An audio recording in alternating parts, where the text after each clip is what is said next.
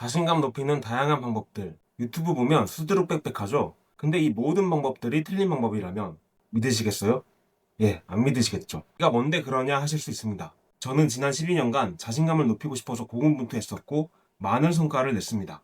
20대 중반에 모태솔로를 탈출했고 외향적인 사업, 버스킹 같은 것도 했었고 자신감에 대해서 코칭하고 있습니다. 구구절절 더 길게 얘기 안 할게요. 자세한 소개는 블로그 보시면 있습니다.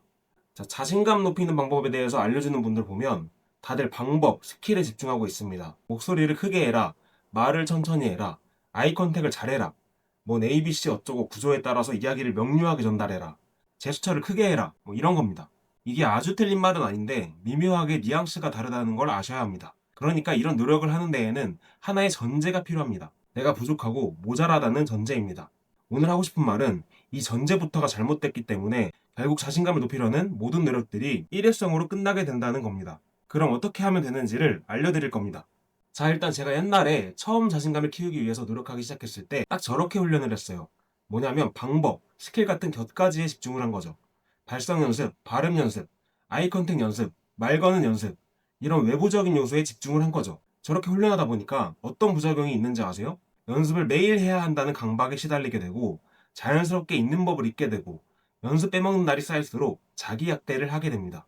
이게 건강한 자신감이 진짜 맞는지 의문이 들기 시작한 거죠. 근데 뭐 어쩌겠어요. 다른 방법이 있는지를 모르는데 그냥 이게 맞는 줄 알고 주구장창 해온 거예요. 그렇게 해서 실제로 많이 나아지고 자신감도 높아지긴 했어요. 근데 어느 시점부터 벽에 부딪힙니다. 유리천장이 존재하더라고요. 빙빙 도는 느낌이 들고 좀만 쉬면 자꾸 예전 모습으로 회귀하는 것 같았습니다. 아주 예전 모습으로 가는 건 아닌데 아무튼 어떤 한계를 느꼈다는 거죠. 그래서 뭐가 문제인가 탐구해보다가 본질적인 원인 자체에 대해 의문을 가지기 시작합니다.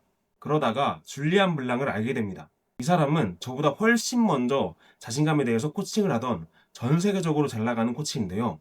아마 한 달 수익만 최소 몇십억일 겁니다. 이 사람이 하는 얘기가 이거예요. 애초에 내가 부족하다는 전제 자체가 맞긴 한가?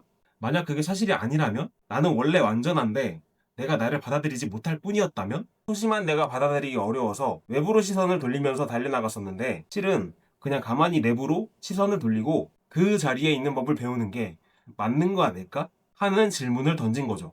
이게 바로 진짜 자신감 높이는 방법이라는 겁니다. 이게 그냥 하는 말이 아닌 게 줄리아는 저보다 훨씬 먼저 오랜 기간 동안 자신감을 키우고 다른 사람이 되기 위해 노력했고 상위 1%의 성과를 냈던 사람입니다. 그런 사람이 자신이 기존에 했던 모든 방법론들은 일회성이었을 뿐이었고 결국 답은 이거였다고 하는 겁니다. 저는 이것에 강력하게 공감하고 동의하고 그에게 배우기 시작했습니다.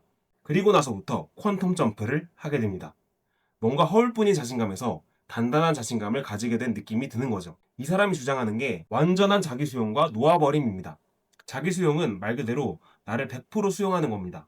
부끄러운 거, 창피한 거, 단점이라고 생각하는 거, 그냥 저항을 놓아버리고 완전히 허용하는 겁니다. 그냥 마인드셋을 바꾸면 되는 건가 싶을 수 있는데 또 훈련법이 따로 있습니다. 자, 여기부터가 매우 중요합니다. 길게 얘기할 수도 있겠지만 그럼 여러분들이 안 보실 테니까 세 가지로 요약해 보겠습니다. 첫 번째는 놓아버린 명상입니다. 두 번째는 내면 탐구 글쓰기입니다. 세 번째는 ATRR입니다. 첫 번째인 놓아버린 명상은요, 기존 명상들과는 좀 궤를 달리합니다.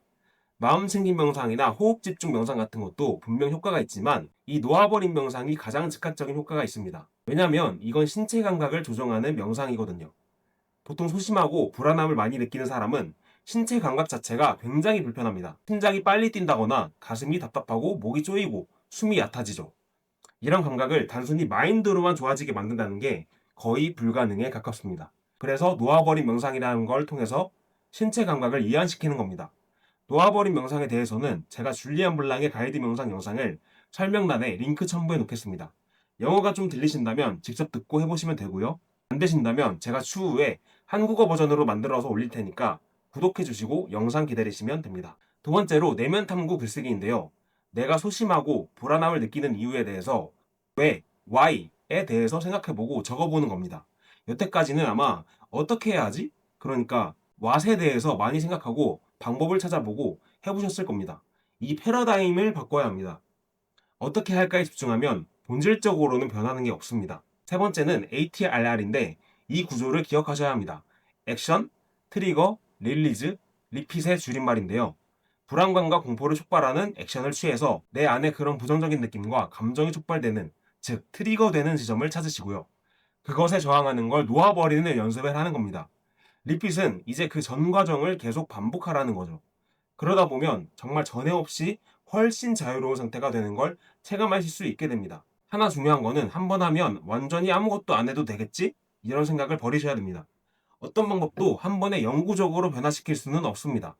그럼 스킬 훈련하는 거랑 뭐가 다르냐? 이렇게 의문을 제기할 수도 있는데, 다른 점은 이겁니다. 나는 부족하다는 전제, 이 불편한 감각, 뿌리 자체를, 근본을 건드리는 작업이기 때문에 훨씬 강력하고, 한 번 제대로 놓아버리기만 한다면 어떤 빌드업이나 모멘텀이 필요가 없다는 거예요. 예를 들어서 이런 거 있잖아요. 어떤 중요한 발표가 있다고 쳐봐요. 스킬에 집중하는 분들은 이렇게 합니다. 후, 후, 좋아, 한번 해보자, 가자, 우와! 이렇게 힘을 줘서 뚫고 나가려고 한다는 거예요. 근데 본질에 집중하면 그런 힘주는 과정, 예열하는 과정이 없이 그냥 자연스럽게 흐르는 느낌으로 자신감을 발휘할 수 있다는 겁니다. 이게 그냥 탁상공론이 아니고 줄리안과 그의 수천 수만 명의 클라이언트들이, 그리고 제가 직접 체험한 겁니다. 오늘 자신감 높이는 획기적인 방법을 얘기해 왔는데요. 좀 더 자세히 알고 싶다, 도움을 받고 싶다면 제 채널 구독해주시고 좋아요 눌러주세요. 앞으로 더 많은 인사이트를 공유할 예정입니다. 그리고 제 뉴스레터 구독하시면 매주 인사이트가 되는 정보를 받으실 수 있습니다. 시청해주셔서 감사합니다.